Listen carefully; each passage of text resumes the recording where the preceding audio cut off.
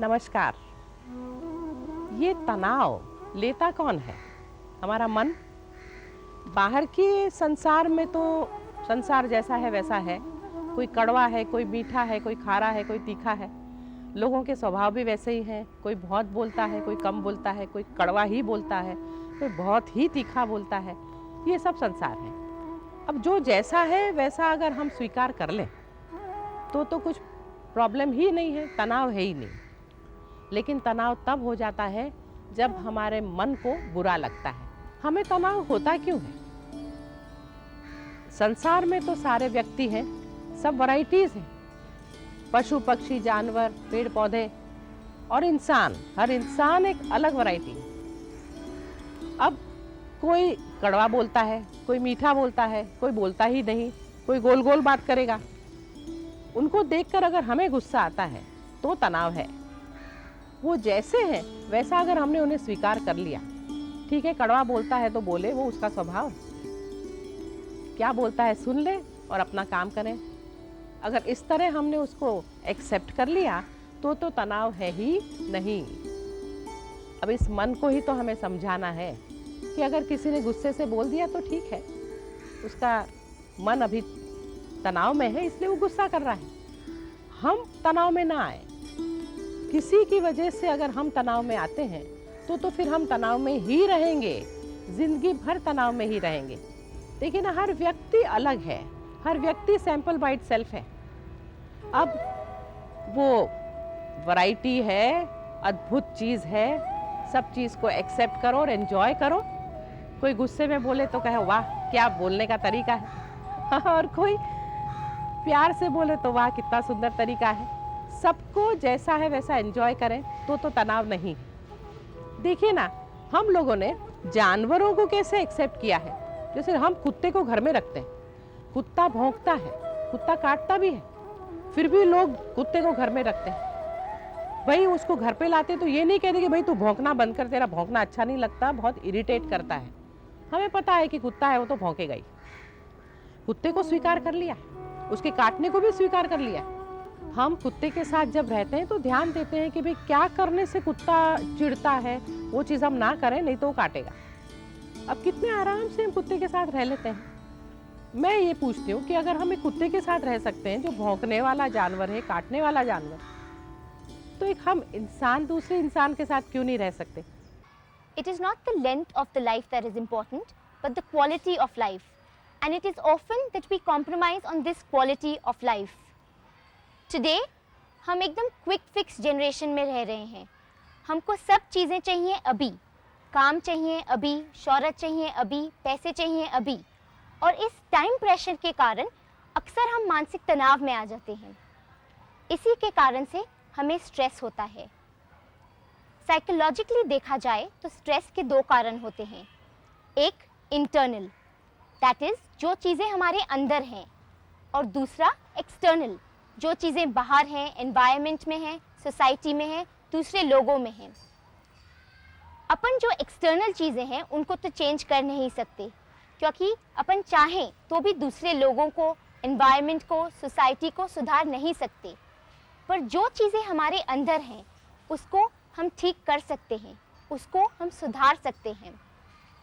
Psychotherapy, counselling या योगा, इन तीनों में हम यही कोशिश करते हैं जो हमारे में गलतियां हैं उसको हम सुधारें, हम अपने आप को एक अच्छा इंसान बनाएं, अच्छा ह्यूमन बीइंग बनाएं। हमने दूसरों को एक्सेप्ट नहीं किया है, हम उन्हें बदलने का प्रयत्न करते हैं। जो ना करें, आपकी ज़िंदगी बीत जाएगी, आप किसी को बदल नहीं पाएंगे। अगर मुझे बदलना है तो मैं अपने आप को बदल सकती हूँ, लेकिन कोई मुझे नहीं बदल सकता। तो ये टेंशन और स्ट्रेस को ज़रा समझे। सबसे पहले तो स्ट्रेस का सबसे पहला कारण है कि हम अज्ञान हैं। संसार कैसे चल रहा है उसके बारे में ज्ञान कम है। इस अज्ञानता, अविद्या, योग में इसे क्लेश कहा है। अब जो जैसा है वैसा स्वीकार ना करना हमारी अज्ञानता है। इसलिए योग कहता है कि ज्ञान बढ़ाओ। अज्ञानी के दिमाग में टेंशन है, ज्ञानी कभी टेंशन में नहीं रहते, क्योंकि उन्हें पता है क्या है, कब है, कैसा है, क्यों है। इसलिए सबसे पहला तो किसी भी चीज़ के प्रति अगर टेंशन हो तो उसके प्रति थोड़ा सा ज्ञान बढ़ाओ, थोड़ी समझदारी बढ़ाओ, तो पता लगेगा कि वो टेंशन करने लायक चीज़ है ही नहीं। दूसरा, हमारा खुद का अहंकार, वो बहुत ही टेंशन का कारण बनता है, बहुत ही ज़्यादा। हम इस संसार में अपने ढंग से चीज़ों को चलाने का प्रयत्न करते हैं। हमने कुछ प्लान किया, उस तरह जब चीज़ें नहीं बनती तो हमें टेंशन होता है। स्ट्रेस यानी तनाव। तनाव क्यों आता है? तनाव आता है क्योंकि अपने अंदर इतनी निगेटिव इमोशंस, नकारात्मक भावनाएं इतनी भरी हुई है।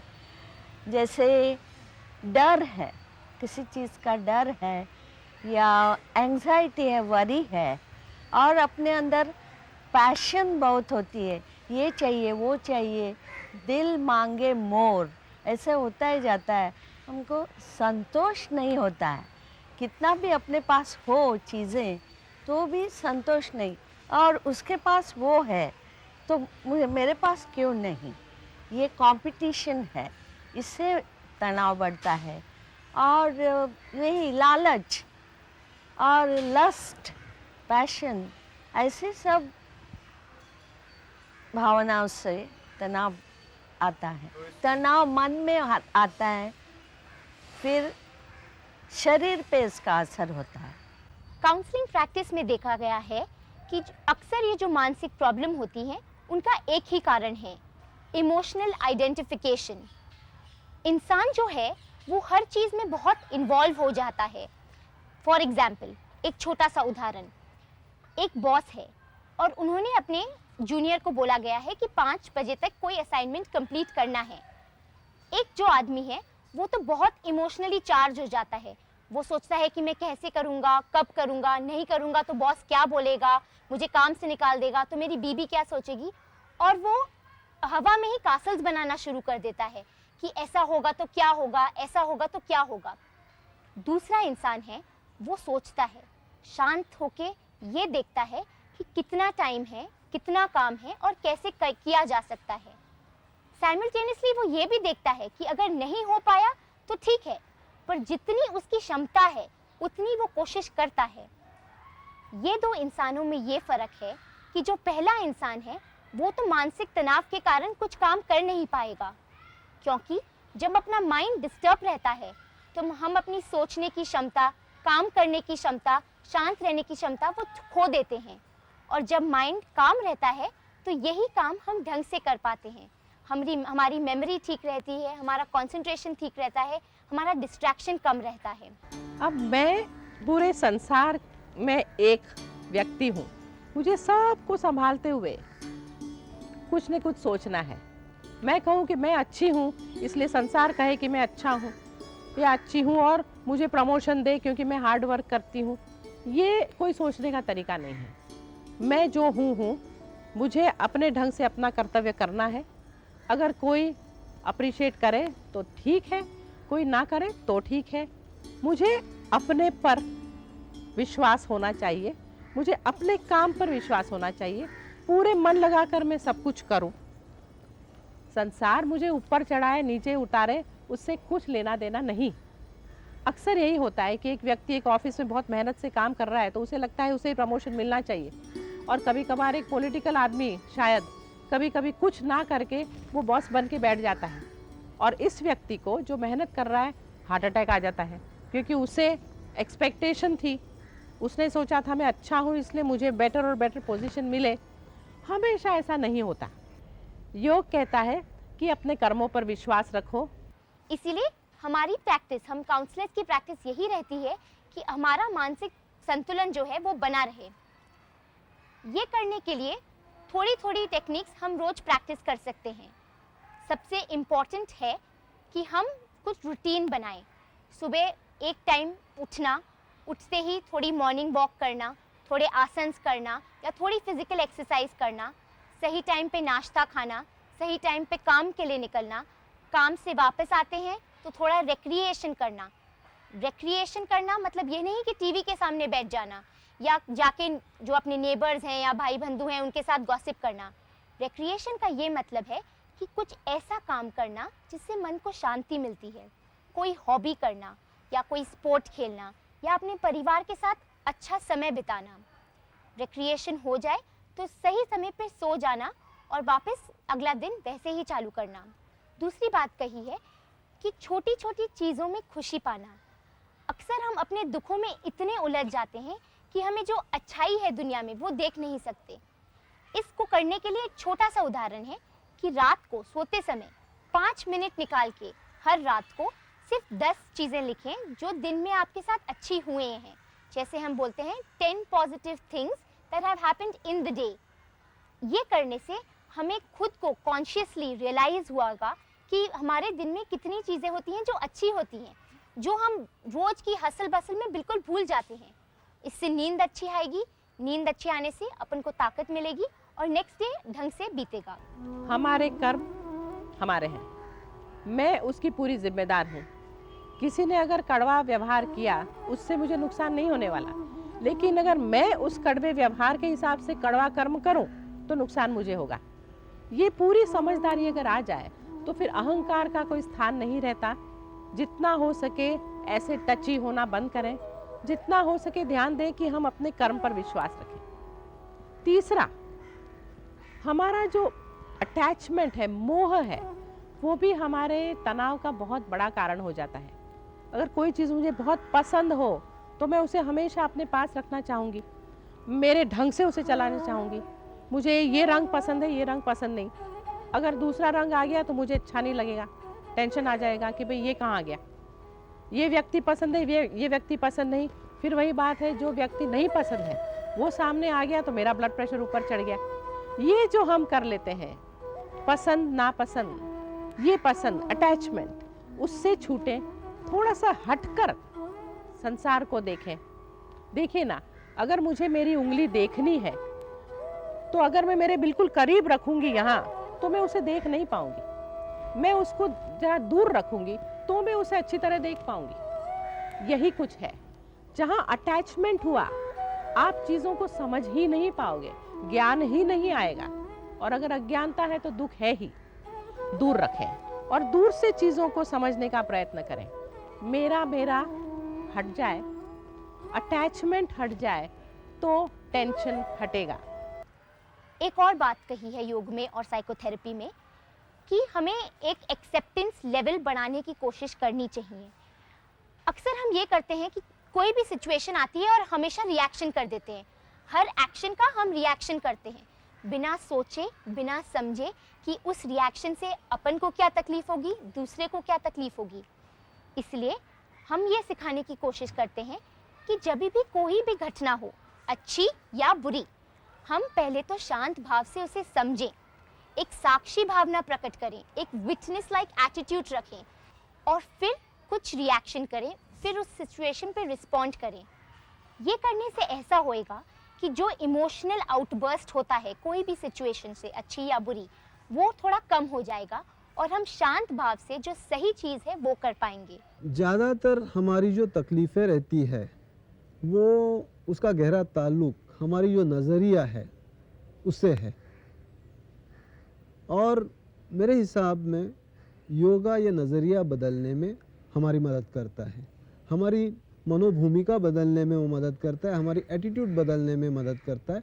और यही सबसे ज़रूरी है, क्योंकि हम औरों को नहीं बदल सकते, हम दुनिया को नहीं बदल सकते, हमको सिर्फ अपने आप को बदलना है।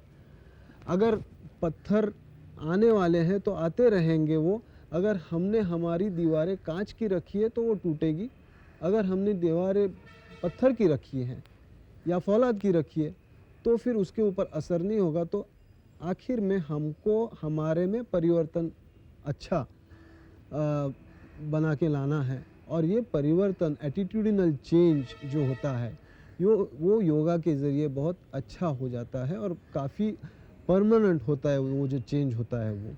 और योगा, जैसा मैंने कहा कि एक it's a way of life, ये एक प्रणाली है। योगा, कई लोगों की ऐसी समझ रहती है कि योगा यानी आसन। आसन योगा की खाली एक बादान है। यम, नियम, आसन, प्राणायाम, ये जो है, और आगे प्रत्याहार, धारणा, ध्यान, समाधि, ये अष्टांग योग, उसमें आसन खाली एक बादाने, एक सीढ़ी की एक ये है बादाने। तो उसके साथ साथ या तो उसके पहले से यम और नियम, कुछ करने जैसी चीज़ें जो हम नहीं करते थे वो करनी है हमको, और जो गलत चीज़ें आज तक करते आ रहे हैं उनको हमारे जीवन से हटाना है। इसके साथ साथ अगर हम आसन और प्राणायाम करेंगे तो वो ज़्यादा इफ़ेक्टिव होगा। प्राणायाम, जब भी हम प्राणायाम की बात करते हैं तो प्राणायाम यानी प्राण और आयाम।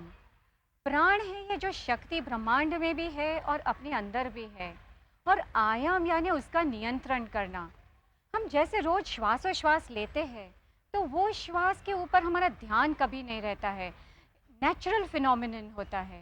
मगर योग शास्त्र में तो है कि उसके ऊपर जो हम नियंत्रण कर सके, उसके ऊपर हम काबू कर सके, तो कई मिरेकल्स यानी कई चीज़ें पे हम काबू पा सकते हैं। मैं एक सीधा सरल सा एक प्राणायाम बताती हूँ कि आम आदमी कभी भी कर सकते हैं, और ख़ासकर जो आपको स्ट्रेस हो, टेंशन हो, या बहुत थके हुए आप आए हो, नींद नहीं आती हो, या फिर आपका ध्यान ज़्यादा एक जगह नहीं रहता है, यानी कंसंट्रेशन जो नहीं है, तो आप सभी व्यक्तियाँ ये आराम से कर सकते हैं।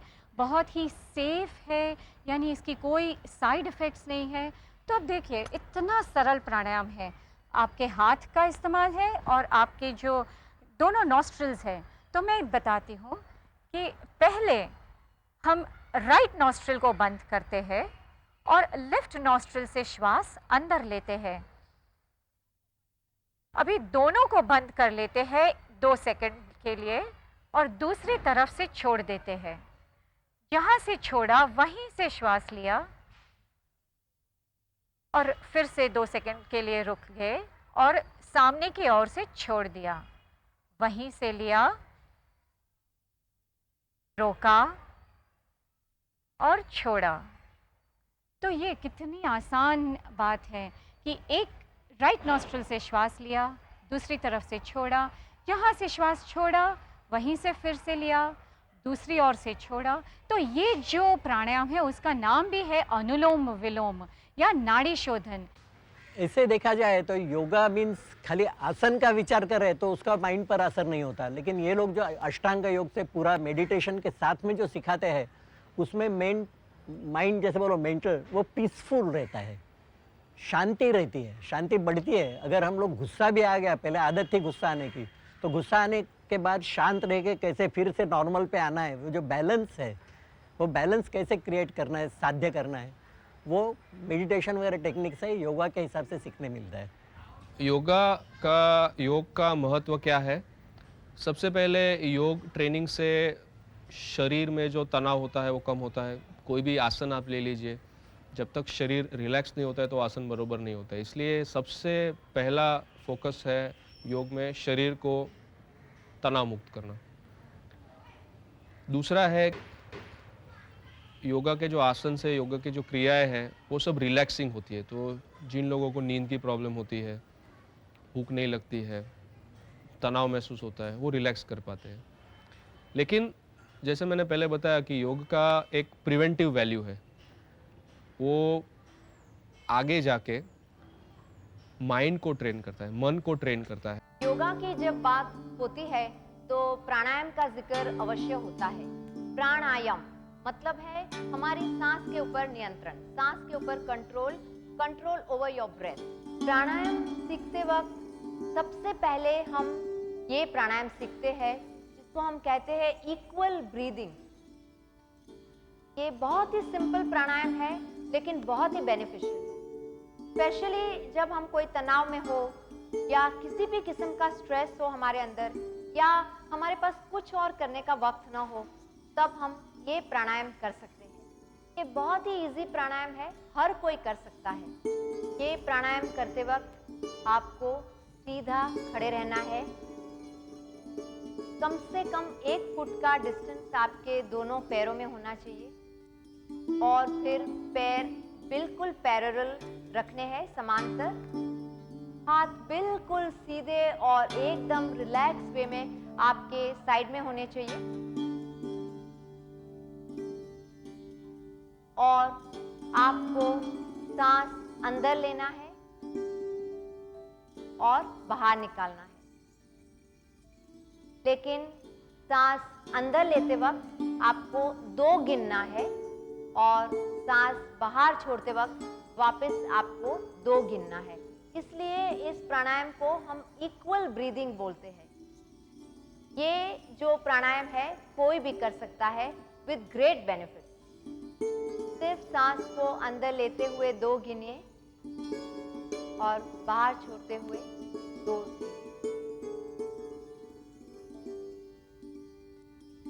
वापस पूर्ण स्थिति में आ जाए। ये जो प्राणायाम हम अभी आपको बताने जा रहे हैं उसे हम डायफ्रेगमेटिक ब्रीदिंग कहते हैं। ये जो प्राणायाम है ये बहुत सारे प्राणायाम के बहुत सारे फायदे हैं। सबसे पहला फायदा तो ये है कि ये इंसान को बिल्कुल काम और क्वाइट कर देता है and it's the greatest stress buster. खास तौर पे इसे हम cardiac patients, hypertension patients, stress जिनको होता है उनके लिए ये प्राणायाम हम उनको कराते हैं। तो ये प्राणायाम किस तरह से करते हैं वो हम देखेंगे। पीठ के बल लेट जाए, घुटनों को मोड़ दे, पैर को जितना हो सके उतना अपने हिप्स के पास रखे। लेफ्ट हैंड मैट के ऊपर सीधा रहेगा। राइट हैंड जो है अपने नाभि के ऊपर रखे। राइट हैंड की जो छोटी उंगली है उसको नाभि के ऊपर रखे, बाकी की उंगलियां उसके ऊपर रहेगी। अब आपको आपके मन में 4 गिनते हुए सांस अंदर लेनी है पेट को फुगाते हुए और 4 गिनते हुए पेट को वापस नीचे करना है सांस को बाहर निकालते हुए। तो inflate your stomach 4 counts, deflate your stomach 4 counts. सांस लेते वक्त मूवमेंट्स जो है बिल्कुल स्मूथ होनी चाहिए, इसमें कोई भी जर्क्स ना हो। आपका ध्यान फिलहाल आपकी नाभि के ऊपर रहना चाहिए। नाभि की जो उतार और चढ़ाव है नाभि का, ये बहुत ही सूदिंग मूवमेंट है। एसिडिटी के लिए, इंडिजेशन के लिए, गैस प्रॉब्लम्स के लिए ये प्राणायाम बहुत ही बेनिफिशियल। अब एक और आसन हम करने जा रहे हैं, इसका नाम है धनुर्वक्र आसन। ये किस तरह से करना है ये पहले देख लीजिए। ये आसन बैक के लिए बहुत इंपॉर्टेंट है। सारा स्ट्रेस अगर हम देखने जाए तो वो सबसे ऊपर हमारे सर्वाइकल बैक के ऊपर आ जाता है। ये जो बैक रिलेटेड आसन है वो स्ट्रेस बस्टर्स है। ये आसन से भी आपका स्ट्रेस काफी कम होता है। किस तरह से करना है ये देख लीजिए। धीरे धीरे मैट के ऊपर लेटना है, पेट के बल साइड में टर्न होके मैट के ऊपर लेट जाए। सीधा बिल्कुल सोजा, हाथ एकदम सीधे बॉडी के पास, पैर सीधे। पहले सांस अंदर लीजिए, सांस को छोड़ते हुए अपने दोनों एंकल्स को, दोनों अंगूठे को पकड़ने की कोशिश करें। पैर को मोड़ दे, अंगूठे को पकड़ने की कोशिश करें और सांस अंदर लेते हुए सर को ऊपर उठाए और पीछे से पैर को थोड़े से ऊपर उठाए। ध्यान में रहे घुटने बिल्कुल जॉइन हो एक दूसरे के साथ। थोड़ी देर रुके और फिर आहिस्ते से सांस को छोड़ते हुए अपना सर नीचे कर दे और पैरों की अंगूठियों को छोड़कर वापस अपने पैर सीधे कर दे।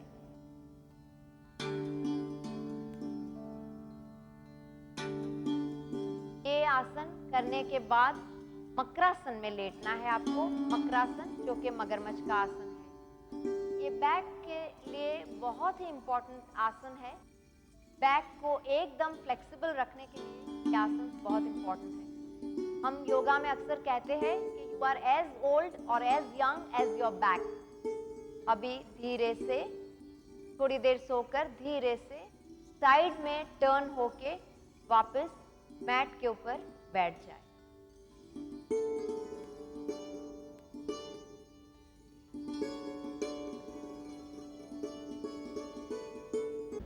भगवान बुद्ध जब अपनी मृत्युशैया पर थे तब उनके सारे स्टूडेंट उनके आसपास बैठे थे और उनका जो मेन स्टूडेंट था आनंद, उसने पूछा कि प्रभु कुछ तो बताइए, संसार में इतना तनाव क्यों है, इतना टेंशन क्यों है, हर इंसान इतना दुखी क्यों है। और उन्होंने कहा, बुद्ध ने स्माइल करते हुए कि आनंद, तनाव का कारण एक ही है और वो है हमारी डिज़ायर, हमारी इच्छाएं। वो अगर इंसान में ना रहे तो तनाव है ही नहीं। देखिए ना, हम जब पैदा हुए हैं तब हमें एक बोट के अंदर, एक नैया में हमें प्रभु ने बिठा दिया है और ये संसार पे वो नैया चली जा रही है, यानी संसार के महासागर में चली जा रही है। कुछ प्रॉब्लम नहीं है, लेकिन प्रॉब्लम तब आता है जब हम बोट में बैठे हैं और पानी में हाथ डाल रहे हैं और मगर ने पकड़ लिया, या कुछ फूल दिखा उसको पकड़ के खींच लिया कि वहाँ कितना अच्छा फूल है, उसके साथ कीड़े ने आके आपको काटा। तो प्रॉब्लम तब आ जाता है जब हम सारी इच्छाएं साथ में रख के चलते हैं।